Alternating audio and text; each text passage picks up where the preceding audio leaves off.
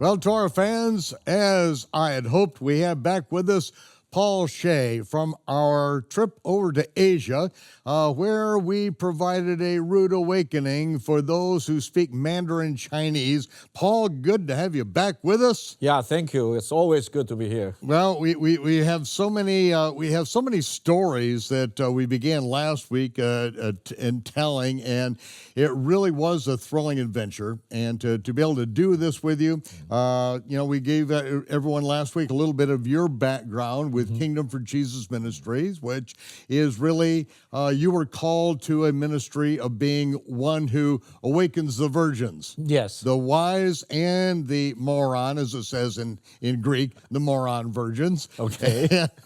And you How do you wake them up? You have been waking them up in English, but really your focus is on reaching the Chinese-speaking world. Yes, like I said before, it's a desert. The end-time prophecy studies, scriptures, preaching, almost unheard of, especially in the mainstream church in Chinese.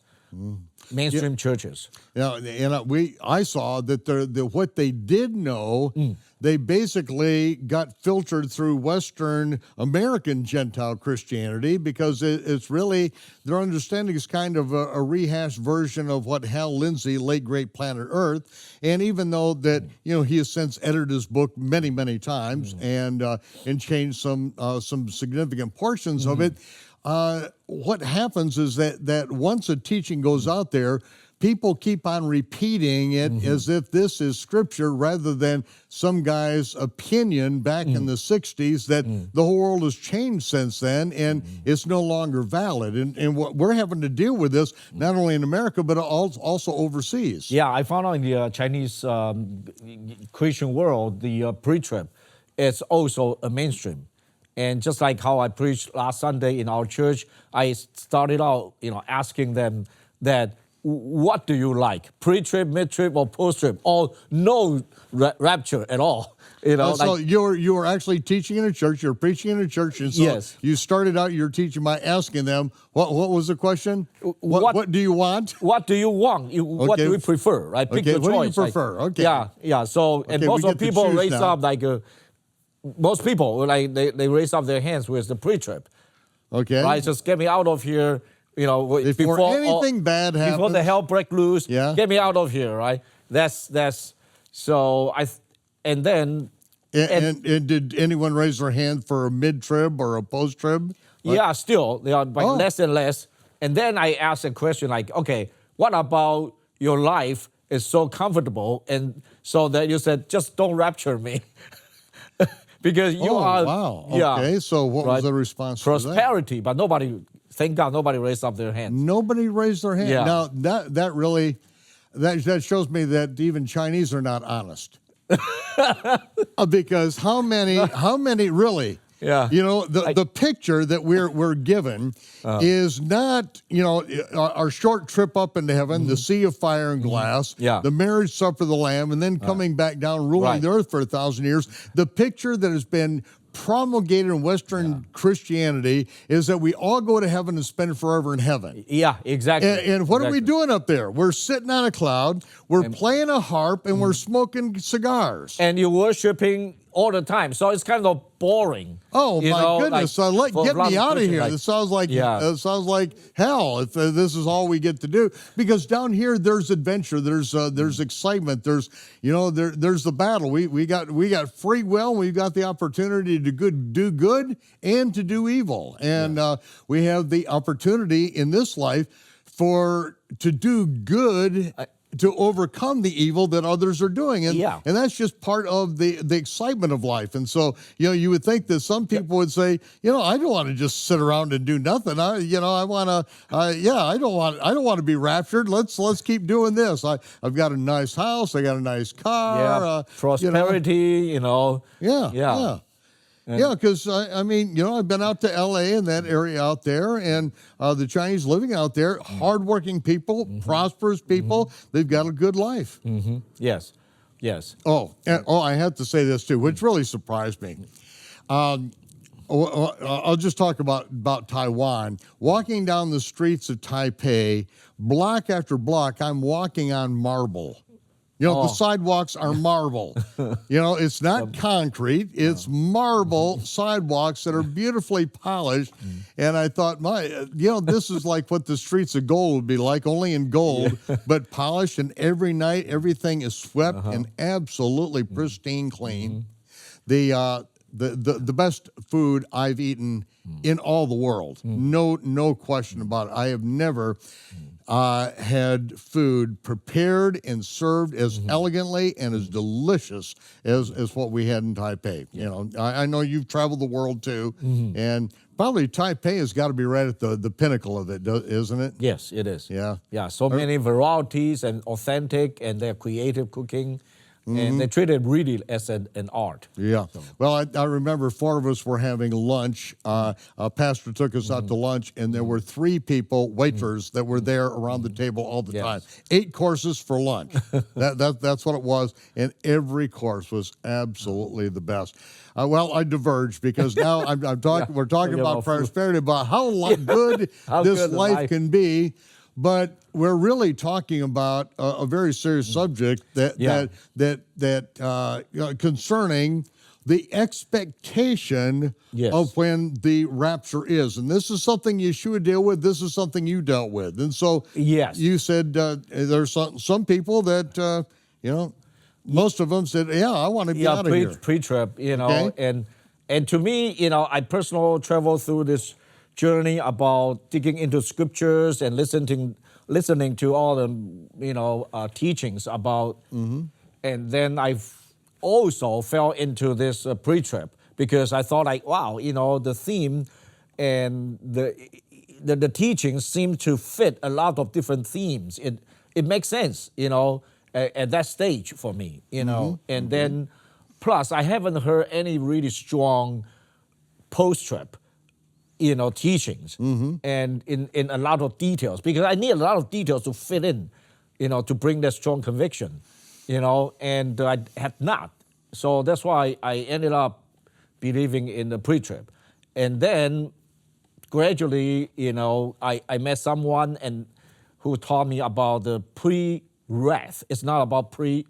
So just to clear out the question, it's not pre-trib, mid-trib, or post-trib. It's the right thing. Right concept is it's pre-wrath, and then I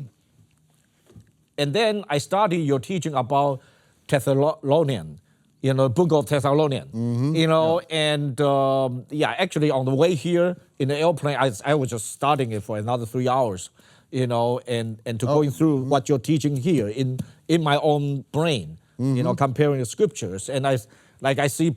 Perusia, all the way through. It's talking about that, I look at your Bible and look at mine. I've got 4 wide margin completely covered up. There's more words in the margin than there's on the page. I look at yours, you got the same thing. You've got stickies, you got everything else around here. And that's what it takes. I mean, you have to dissect every single word of this, and we get a completely different picture than what I was raised with. I was raised as an ultra-dispensational, pre-tribulation, secret rapturist, replacement theology. Yes. Okay, and that's the only, that's the foundation for the pre-tribulation rapture. It's got to be dispensationalism.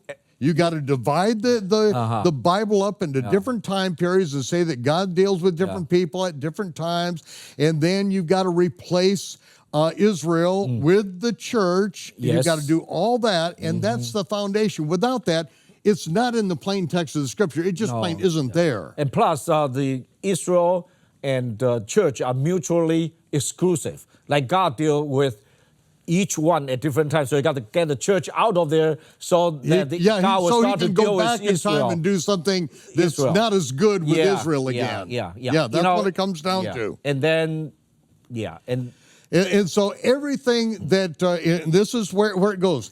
Matthew 24, when Yeshua is speaking to his 4 disciples. Now, of course, these are the disciples that he tells to make other disciples and to teach them what I taught you, okay? Yes. So this is the foundation. This is the basis of the modern, the Christian church, that supposedly starts at Pentecost, okay? But he tells them very specifically, they are asking him about when will the end be. He just got through telling them that the temple's going to be destroyed. Yes. They know from that, that the entire civilization, their culture will be gone if the temple's destroyed. And when it happened, 40 years later, 1 million dead bodies bloated in the street. I mean, the walls of Jerusalem, the temple was completely destroyed. Not one stone left upon the other on the Temple Mount. Not the retaining wall, but the Temple Mount. Okay? And then, this is what he told them. Not one stone left on another. And so they said, when will these things be? What will be the sign of your coming and of the end of the age? And not end of the world, but the end of the age. And the word end is soontelia. Soon is, in Greek, is together with telos, is the very end. So they want to know the things all about the end. And he said, the very first thing is said, listen very carefully. You listen to me, take heed, hear and obey what I say. So that you're not deceived. And then he goes down through a list of things and then says that, you are going to be hated, they're going to betray you, they're going to kill you, and then you and your disciples are going to be offended. You're going to hate and betray each other to the death. And this is where it says that, the word offended is the word scandalizo. Scandalizo is a snare. It's literally a snare. And how you set a snare is by watching where the prey, where an animal goes, where it feeds, where it waters, where it beds down. And then you set a snare to capture it in its normal routine, going about its normal business, where it's going to go down and get water during the day, where it goes back and beds down at night. And so you set a snare. Now that is different from a trap. A trap is like a mouse trap. You take this block of wood with this metal, a device on it, and you put a piece of cheese on it, and you bait an animal to do something that it's not going to do normally. And that entrapment is a term that it's illegal in police work. You are not allowed to take bait, a known thing, weakness of who you're trying to catch, and put it down there and then bait them to come in and do something that they're not going to do anyway. Wow. And so like a mouse comes in and he's not going to stick his nose on that metal and push it down. He's got to be baited into it. So entrapment is illegal. And so, but Yeshua says that his people, his followers are going to be, they are going to be offended. They're going to be scandalizo. And they're caught in a scandal. Like when you catch somebody, when police catch people doing what they're doing anyway, like they're going out and buying drugs anyway, they're not baited into it, but they're going out and buying illegal drugs, illegal arms or whatever. They didn't bait them into it. They caught them doing that which they are doing anyway, and bam, they catch them, and that is legal. That is a scandal when they're caught doing what they're doing anyway. Okay. And so Yeshua talks about this, is that believers are going to hate and betray each other to death. Now, why is that going to happen? Because they're caught in a scandalizo. They're going about their normal expectation, what they've been doing all along, and their expectation is disappointed. And then he goes on to explain what it is. He is going to spring the trap. He's not going to, tell us, about this and not tell us what it is. He said that false prophets are going to come. And then he lays this out after the abomination of desolation that he speaks of. Right. The very next thing is that when you see the abomination of desolation spoken by the prophet Daniel, stand in the holy place, he who reads, let him understand. And if you're going to understand this, first of all, you have to understand and go back to the abomination of desolation in Daniel the prophet. Then you have to go back 200 years before Yeshua is speaking this. You have to go back to the time of Antiochus Epiphanes, when the first abomination of desolation, when they put a statue of Zeus in the temple on Zeus's birthday, December 25th, declaring Zeus to be God. They defiled the altar by killing a pig on it and then roasting a pig on the altar. That was the abomination that made the altar desolate. And of course, then 3 years later, the Israelites were able to take back the Temple Mount. They broke down the statue of Zeus. They broke down the altar and brought up the stones for a new altar and waited for a prophet to tell them how to dedicate a new altar. And when they dedicated it, then that became known as the Feast of Dedication. In Hebrew, the Feast of Hanukkah. This is what Yeshua went up to in John chapter 8, verse 12 through chapter 10, verse 42, I believe that's the last verse. And it is there that he healed the man who was born blind. And so if we're going to understand, he who reads, let him understand, we've got a problem because the book of Maccabees that details the abomination of desolation in the time of Antiochus was removed from the King James Version of the Bible in 1825. It's not there. And it's not in the Union Version, and it never was. Yeah, and most of the Chinese Christians never heard about that. Never knew about it. And so how is anyone going to take heed and to understand and read and understand? They're lost. And so Yeshua says, when you see that happen, you get out of Jerusalem immediately. Don't turn back into the house and get a jacket. Don't come back and get a sleeping bag or anything. You better hope that it's not in the winter because you're going to freeze. You better hope it's not on the Sabbath because all public transportation is shut down. And then he goes on to say that's going to be the beginning of great tribulation. Yes. Oh, yeah. He starts out by saying, let's read this for a minute, okay? I think everyone wants to go there. Matthew chapter 24. Matthew 24. This I love this. Verse 12. Verse 12 of Matthew 24.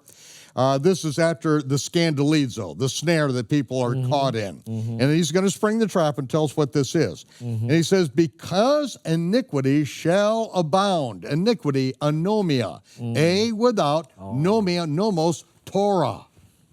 Because Torahlessness, the grace perversion instead of obedience to the Torah that Yeshua is demanding and putting the plumb line down between the ridiculous rules of the Pharisees and what God commanded through Moses on Mount Sinai, because that is going to abound. This greasy grace, this sloppy agape is going to abound. The love of many will wax cold. I see. But he that shall endure until the end, the same shall be saved. Here, the word end is telos.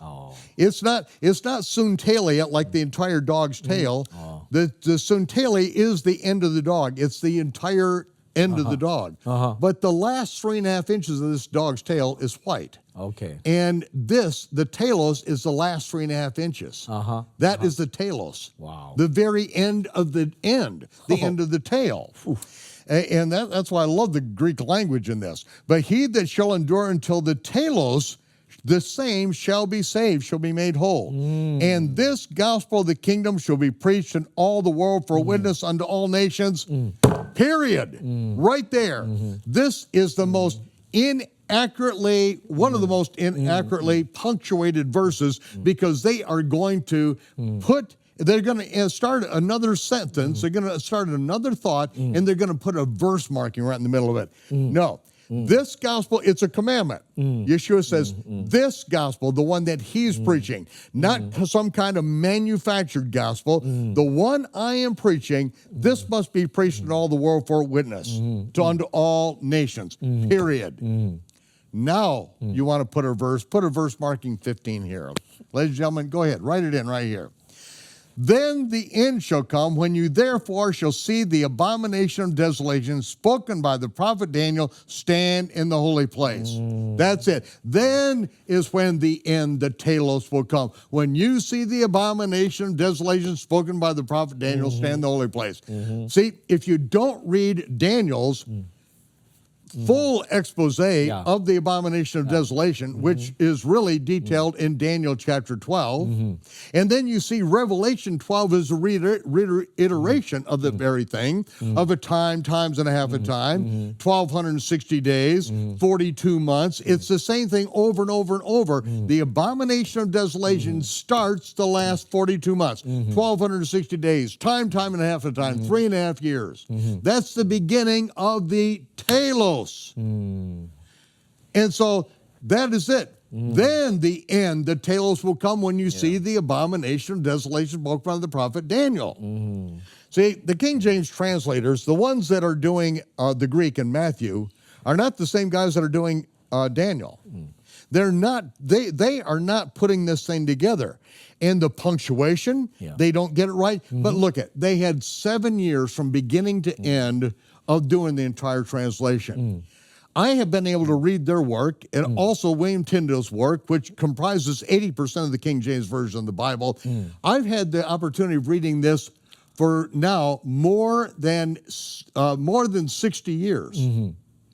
And they only had 7 years to do the whole thing. And so you really have to understand the context of the Torah and the prophets, the feast of the Lord, the biblical calendar in order for all this stuff to make sense.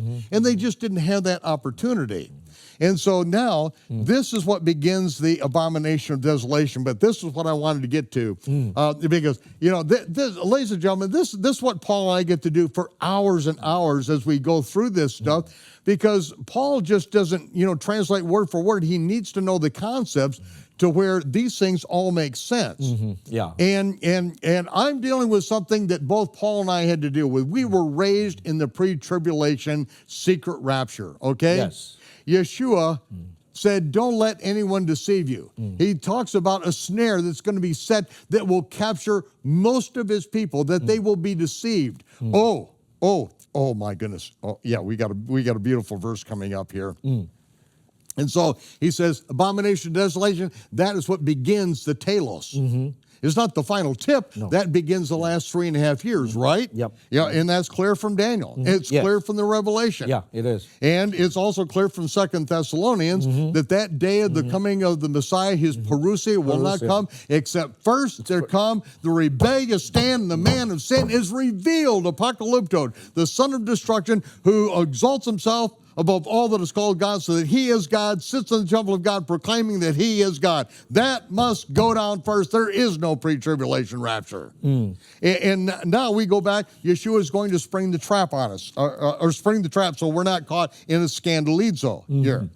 And it says that then will begin great tribulation, such as not been from the beginning of time. Yeah, you know, Michael, it's not until this trip when you taught about the Second Thessalonian, about what you just said, the rebellious stand.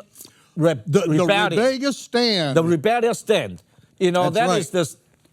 Yeah, and that just cleared everything up for me, because that was my stumbling block, because.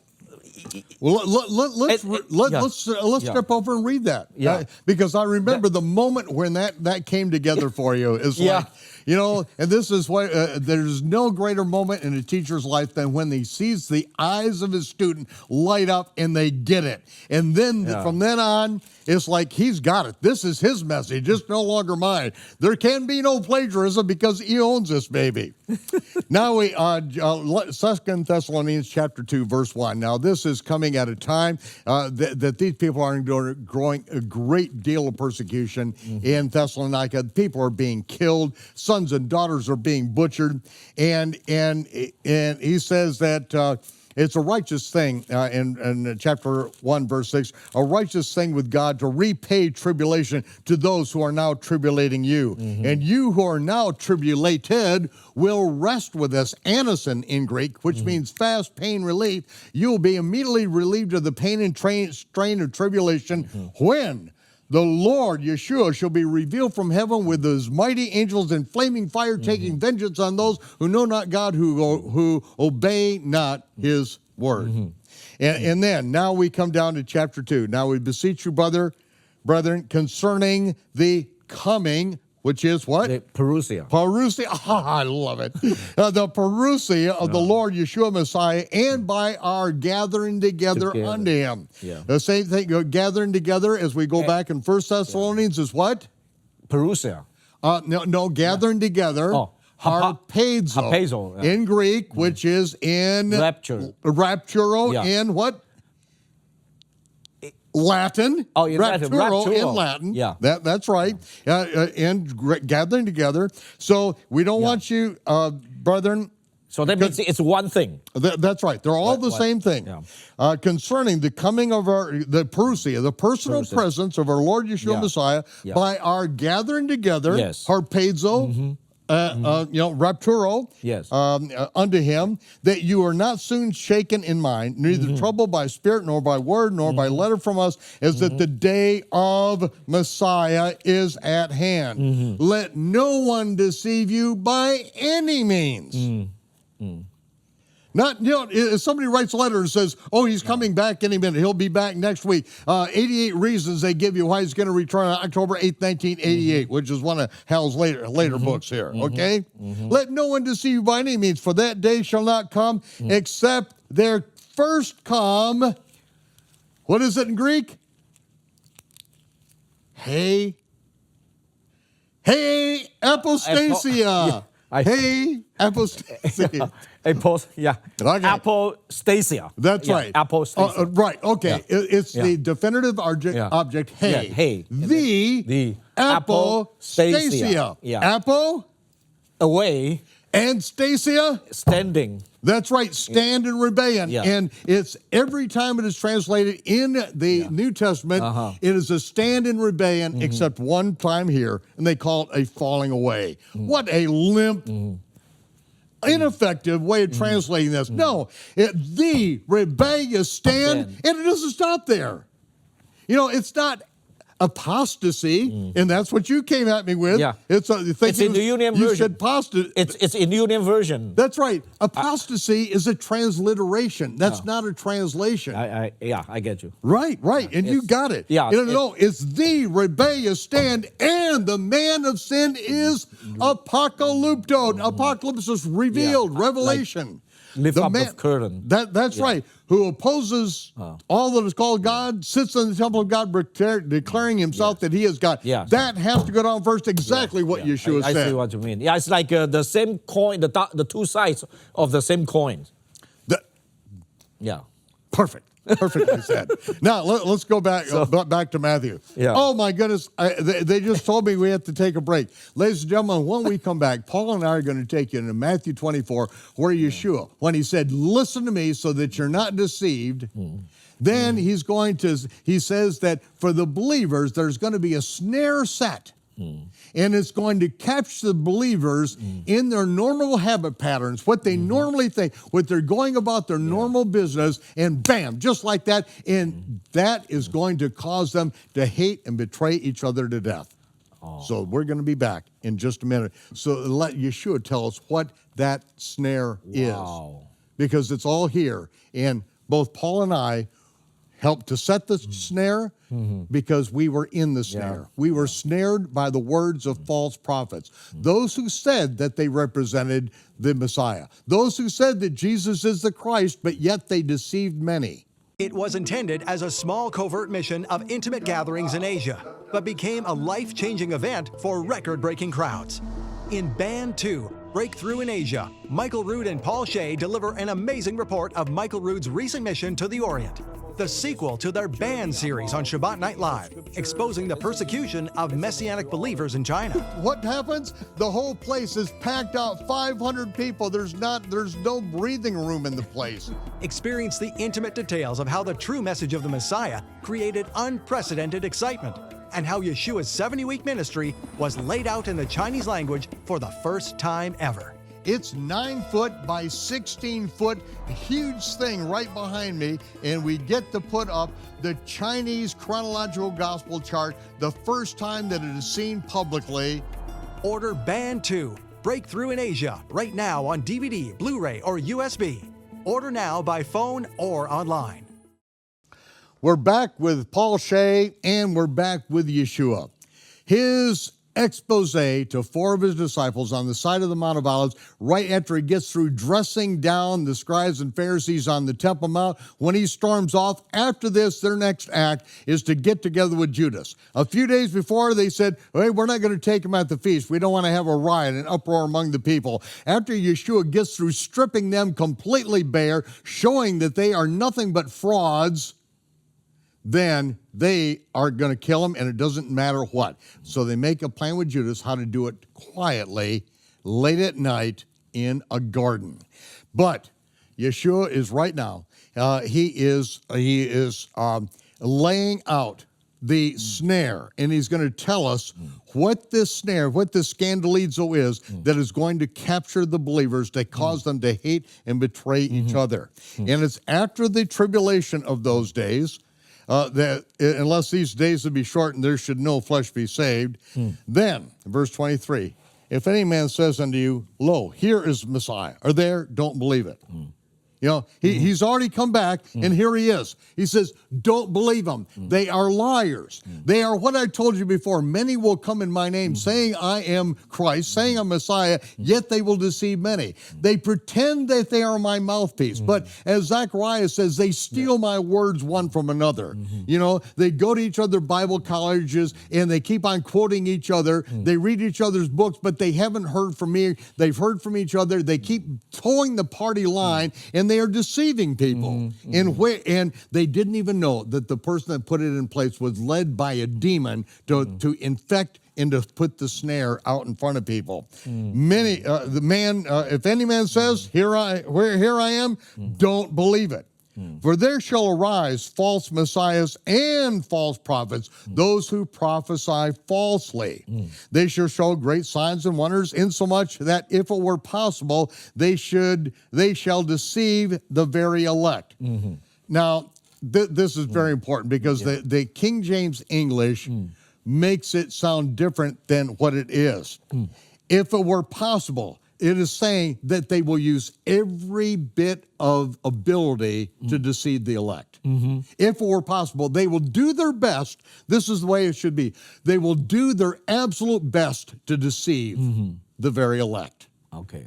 It's not like, well, if it were possible, they would do it. No, they do everything in their might to deceive the very elect. Why? Because it's a benefit to them. If they can mollify, oh, everything's just fine, just keep on doing what you're always doing, just come in, sit down, shut your mouth, pay your 10% religion tax, you're all going to be raptured out of here before the end, just keep on doing what you're doing. No reason to get upset. You're all going to be raptured out of here ahead of time. It says, and then he says, listen to this, behold, I have told you before. Again, King James makes it sound like, oh, he already told him before, and now he's just repeating it, so it can't be that important. No, he's saying, look, I am foretelling this. I am telling you this 2,000 years before the event, that these people are going to do their best to deceive you. They are prophesying falsely, and they're doing so in my name. Wherefore? Okay, so look, I'm telling you this. Wherefore? And when you see the wherefore, this is why, okay? This is why. If they say unto you, behold, he is in Aramos, which is in a deserted place, and that you have to go out to him, as it says. Behold, it says, don't go out. It's not me. It's a trick. If they say, behold, he's out here, all you have to do is go to this deserted warehouse, this Walmart that has been shut down, and he's in there. Don't go. It's not a secret rapture. You're right. Wait, no. No, that's not what it's talking about. Okay. No. Okay. No, that he's already come back, and you have to go to him. He says, don't go. Don't go. It's a trick. Don't go. You know, it may be a Soylent Green factory. It may be a New World Order internment camp for all Christians. Oh, Jesus has come back. Oh, he's come back. Oh, we're, all you have to do is go right here, get in this bus, and we're going to take you out to him. Don't go. Don't go. He's saying whatever, if this is what they say, that you have to go to me, forget it. Don't go. These people are lying to you. Then, here's the big one. Behold, he is in secret chambers. It's not secret chambers. It's tamion. It's hidden. It's secret with no known precursors. And this is exactly what we are told. He's coming back in a secret rapture before the tribulation. And Yeshua is speaking all this after the tribulation of those days. He's telling us that false prophets are going to tell us that he's coming back in a secret rapture before the tribulation. Do not believe it. This is what he says. Yeah, and that's why they said it's imminent. Right. Like, it could be could now. happen anytime. Yeah, it can be just now. Like, That's right. Yeah. That's it. Yeah. And so right. this is the snare that's been set. And unfortunately, this got set in front of the Chinese people as well. Yeah, that's why it is so important. I got this urge in the spirit to bring your teachings to the Chinese world. Is especially, according to the book of Isaiah that you just taught us, there is a great calling for the Chinese Christians at the end time to help, the Israelis return to the land of Israel, and we know So I see their like the burdens in their heart, and now you speak with them with the prophecy and point it out. It's like like the scripture said, the prophecy is like an arrow. It just shoot out to the destiny. So now accomplishes what he wants to accomplish. There will be the morons out there. You can't help them. Yeah. But it'll accomplish what he wants So to do. now the passion, the hidden passion and the burdens in the Chinese Christians, now they have a sense of direction because this prophecy of Isaiah is being revealed for such a time like this. So we know where we're going. So now all of a sudden it stirred up the thirst and hunger of the words. Like what's the scripture say? Tell us more. What's the plan? What's the battling plan? And so on. So no, naturally, now they are stirred up. All the nerves are standing up, like we want to know more. I realized something as we were speaking. Yeah. And this is what really got my attention. Now, this was well over 20 years ago, is that Corrie ten Boom, she went to China, ministering in China. Now, her father's watch shop is where they hid the Jews. Her father and sister both died in Nazi concentration camps. She made it through alive, and she went to China, and she was told by the Chinese people, they said, please tell your people to quit teaching this pre-tribulation rapture. We just went through the mass extermination of 60 million Chinese under Mao Zedong. And we were not strong. There were people that failed because we thought that we were all supposed to be raptured out of here before this. And as far as we knew, it was mass extermination. 60 million people were exterminated. This is more than what was done in Germany, more than was done in Russia. And it looked like we didn't know that this wasn't going on in the whole world. And he said to her, please tell your people not to teach this because they need to be taught to be strong. Yeah. And when I heard her testimony, I was gripped in my heart. Yeah, and it's like, wait. Yeah. This is what I am teaching. This is what I'm preaching. I have a 6-hour seminar. I don't even need to open the Bible. I can take the same verses in Thessalonians and prove a pre-tribulation rapture with them. I can do that because I know how to massage this thing, but I know that I'm not honest. I know that, hey, apostasia, you can't handle the way that Schofield did and say the departure. That's what he did. He turned the rebellious stand into the departure, into the rapture. My God, people, what a false prophet. And yet I had done this, and now I just realized that is the conviction of that Chinese man's voice 20 years ago that got me to look at this thing and say, okay, Lord, I am not comfortable with how I am handling this. I know that you know what you told Paul, and you can teach me what you told Paul if you want to. And that was the Sabbath before Victoria Day in Canada. I can go, I've actually got my driver's log for that day. I can show you exactly where I was the moment that revelation happened, and that is what changed my life. And here we are 20 years later, and now we're going back to do for China and for the Chinese-speaking people, because the brimstone is about to hit the fan. Yeah, that's why, I just, before the break, I totally got it. When you explain why Jesus said that at that time, many will get offended because they think it's a beautiful life, right? Because everything will be all right. And so the hearts and the mind are not prepared. So when things start to turn back, they don't understand it because not being educated.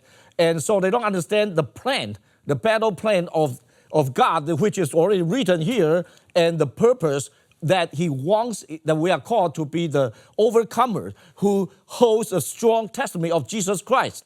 That's how we win, and he's calling for a lot of strong testimony to come out, and which are us, to stand in to bring, so that he will use the testimony, two things, either to bring the salvation to the people who testify to, or bring the final judgment and the final resurrection. Either one is not going to be wasted. Just like my pastor said, if there's no test, there's no testimony. So and eternity, eternity, it's all about testimony. You're not going to brag about how much money you make, how big your ministry was. The white garments of the saints are the righteousnesses, and the those righteous are the acts of the saints. So it's like John the Baptist. He would say like, I blame the king for what he did, and he threatened to cut my head off, and I still keep testifying against him. And here he did cut my head off, and that's happened. Ha ha ha!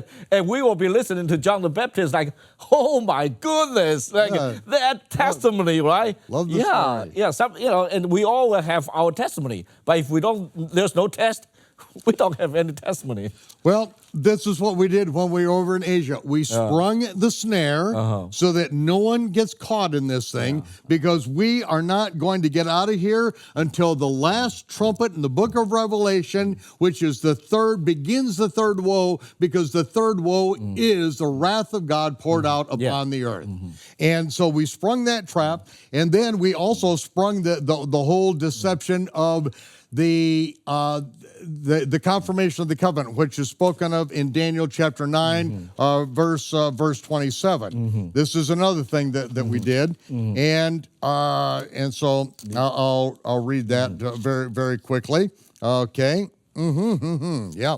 And I'll start it. This is the angel's word to Daniel. Know therefore and understand, from the going forth of the commandment unto Messiah the Prince shall be 7 sevens and 62 sevens. Okay. Wait. Well, let me read it here. Okay. I'm excited. I'm missing this.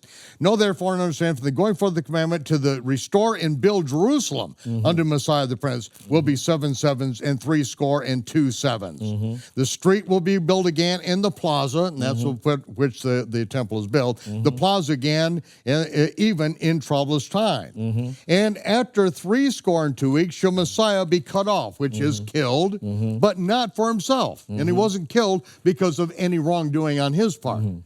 And the people of the prince that shall come shall destroy the city and the sanctuary, and to the end of the end thereof shall be with the flood, and unto the end of the war desolations are determined. And so the people of the prince that shall come actually did this, and the temple was destroyed. Okay, and he, the Messiah. The Messiah shall confirm the covenant with many for 1 7. And in the midst of the 7, he shall cause the sacrifice. He, that is the anti-Messiah, the prince that shall come, shall cause the sacrifice and oblation to cease. And for the overspreading of abominations, he shall make a desolate, even another consummation, and that determination should be poured upon the desolate.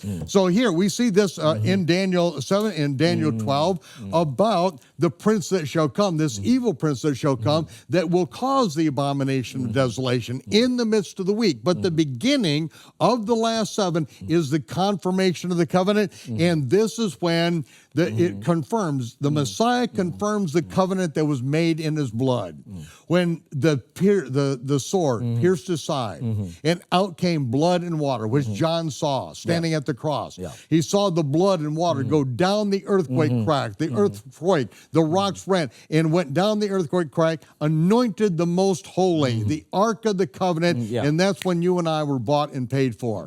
That is down in the earth. It's exactly where Jeremiah put it, and Jeremiah was the one that prophesied that in the last days the ark will be revealed, the cloud of glory will be seen above the mercy seat, as it was in the days of Solomon, and as it was in the days of Moses. That is the confirmation of the covenant. We're clarifying this with the people because they too inherited their concept from American Christians who got it all from Hal Lindsey's late great Planet Earth, which I will admit, a wonderful book that woke up so many people. Yeah.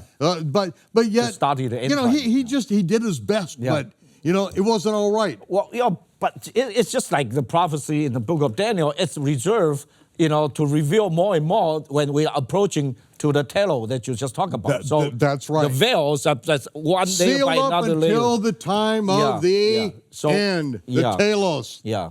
And the soontalia. This is where we're at the soontalia at this point. So, and this is what the disciples asked about, the soontalia. Yeah, like what you just said just hit me like, okay, the confirmation of the covenant. That means that when the Jews, the Israelis, they saw the Ark of the Covenant and the blood of Jesus on the west side of the mercy seat and the Shekinah glory actually dwelling there, then no question asked. Right.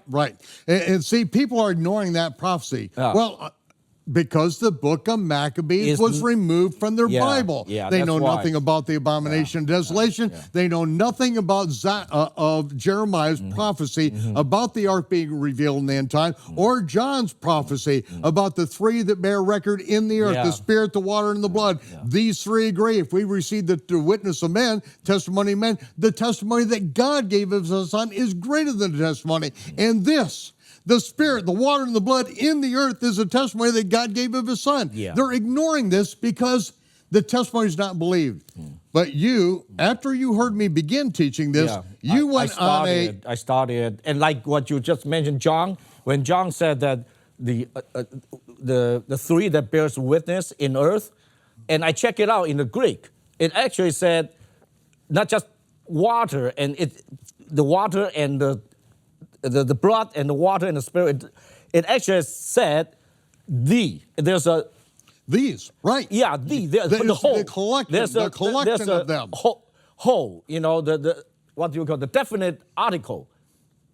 Whole. That's mean the blood, the water, the spirit. So, because where I've been taught, like, okay, the water means he was baptized. Wait, we don't have time to go into this stupid stuff because this is the kind of stuff we had to deal with over there. The water, no, that's the blood and the water. Right. And the Holy Spirit, they all come in one. And I'll tell you, that's a D.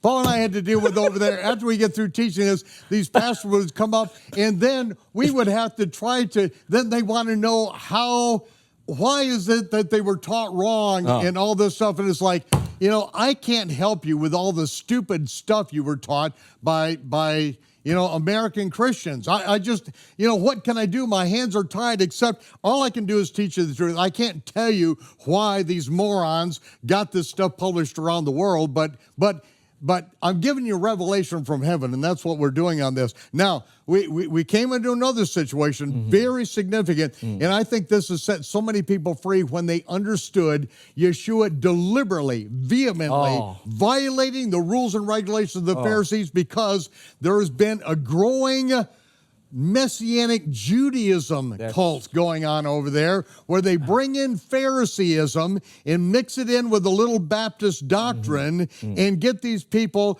to act Jewish without knowing anything about the Hebrew roots of the faith, just with some trinkets. And this is what's going on in America, and they are importing this damned heresy over into the Asia at this point. And this is a man that's got to deal with it too. Yeah, because I was in the forefront of it too, So, I was taught. So tell us about it, like because I'm coming in there. You've had other speakers come in there, and they're throwing all this Judaism in there. And the pastors in Taiwan told me, like, hey, this back to Hebrew root teaching, now it's very trendy, so you guys should be very welcome in Taiwan, because people want to listen to this. This is the trend. That's the trend. That's the trend. But then when you told me that the modern Judaism equal to the Phariseeism at Jesus' time, and they proudly admit it, I was like, oh my goodness, hold on.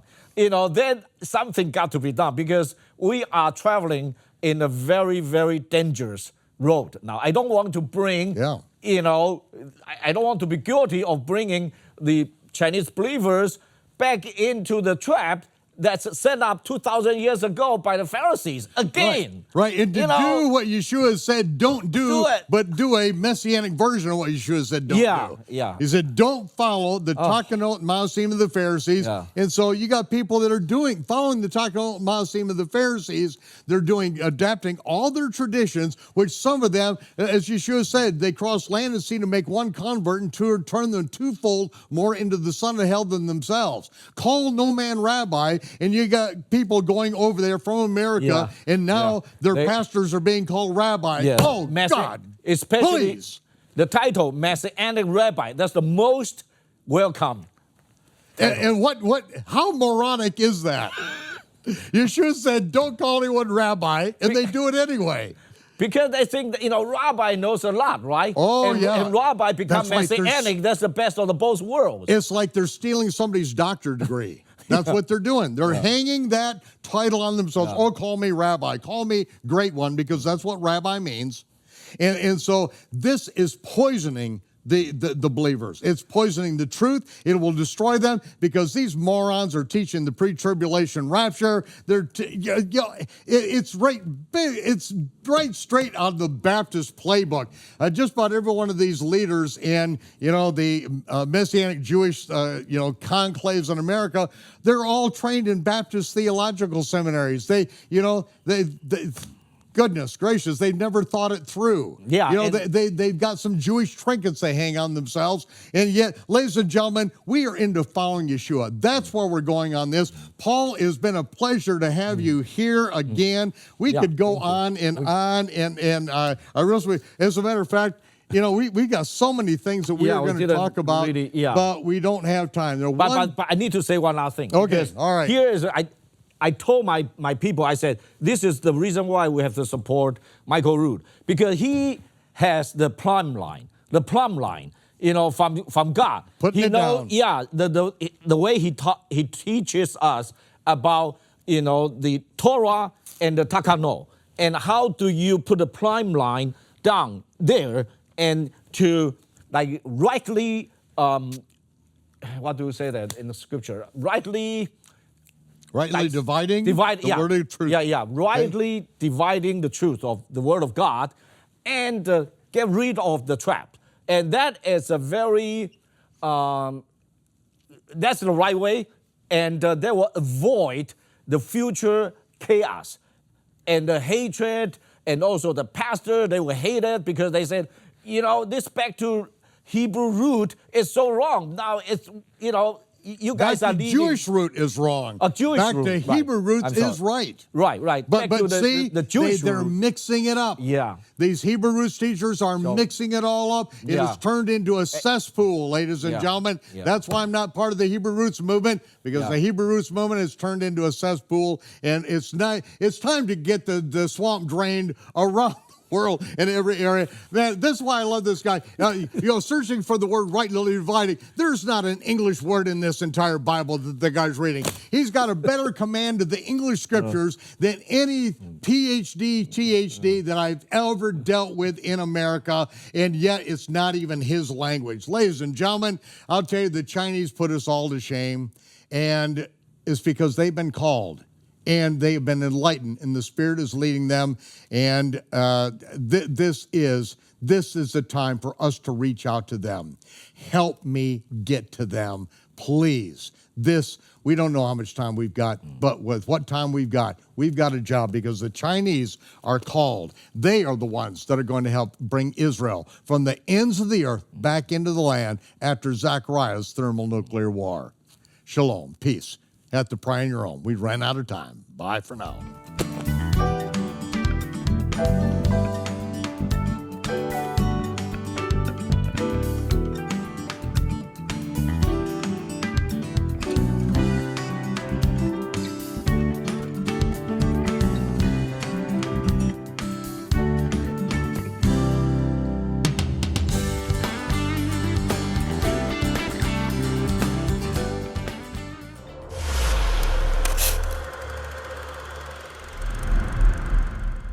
Like this video? Watch more at michaelrood.tv.